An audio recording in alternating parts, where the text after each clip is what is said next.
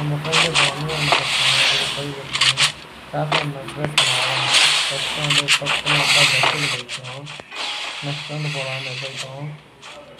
Next வந்து போயிட்டு இங்கே வெளியே வருவோம். இப்போ வெளியே வந்து தான் டக்குன்னு எழுத பஸ்ட்டோம். அப்புறம் இந்த அடிக்கிற கேஸில் நீங்கள் சேனல் சப்ஸ்கிரைப் பண்ணாருங்க பண்ணிங்க. அதுக்கப்புறம் நெக்ஸ்ட் வீடியோ என்ன பண்ணலான்னு கமெண்ட் பண்ணுங்கள். ஓகேவா? டப்புன்னு ஒரே மொட்டை பெஸ்ட்டு. நெக்ஸ்ட் வீடியோ என்ன பண்ணலாம், சென்சிட்டிவிட்டி, ஃபயர் பட் சைஸ் எப்படி ட்ராக் பண்ணலாம் எல்லாம் பண்ணலாம் ஃப்ரெண்ட்ஸ். இப்போது இந்த மேட்ச் பார்க்கலாம். பாருங்கள் ஃப்ரெண்ட்ஸ், இந்த ரவுண்டு மட்டும் எப்படின்னா வச்சுருவோன்னு நினைக்கிறேன் ஃப்ரெண்ட்ஸ். ஆமாம், இல்லை ஃப்ரெண்ட்ஸ், நம்மளே அடிச்சிட்டோம்.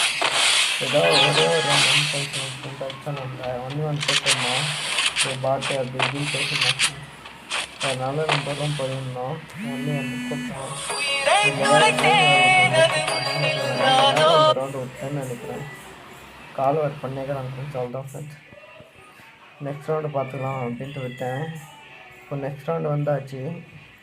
நெக்ஸ்ட் ரவுண்டு வந்து கன் நல்லா சூஸ் பண்ணி எடுத்துக்கின்னு ஷார்ட் ரேஞ்ச் ஏறி போனோம் ஃப்ரெண்ட்ஸ். ஷார்ட் ரேஞ்ச் ஏறி போனோம். ஏறி போயிட்டு இப்படி நம்ம கேம் பிளே எப்படி இருக்குன்னு கமெண்ட் பண்ணுங்கள். திரும்பி இன்னும் கொஞ்சம் வாய்ஸ் இம்ப்ரூவ்மெண்ட் பண்ணலாமா, வாய்ஸ் நல்லா இருக்கா என்ன சொல்லுங்கள். வாய்ஸ் யூஸ் எதுனா இம்ப்ரூவ்மெண்ட் பண்ணால் சொல்லுங்கள். அப்படின்னு பார்த்துக்கலாம். அமௌண்ட் அப்படி இருக்காங்க நான் கொடுக்கும் ரேடிதான்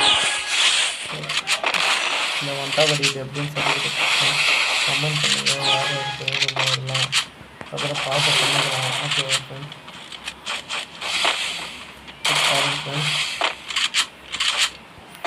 இந்த டைம் நம்ம வச்சிரோன்னு தெரிஞ்சு அப்படியே நிறுத்தாங்க ஃப்ரெண்ட்ஸு. அப்படியே வரோம் அப்படின்னு தெரிஞ்சு இதுக்கு மேலே ஆஃப்லைனாக ஒரு ரவுண்ட் போயிடுவோம். அட்டன் டைம் அதை நம்ம வீடியோவில் காமிக்க மாட்டேன். ஒரு ரவுண்ட் மட்டும் தான் ஃப்ரெண்ட்ஸ் காமிச்சேன். ஆஃப்லைன் வந்தேன்.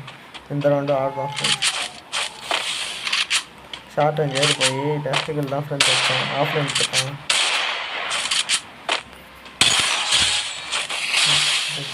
சரி ஓகே பாய்.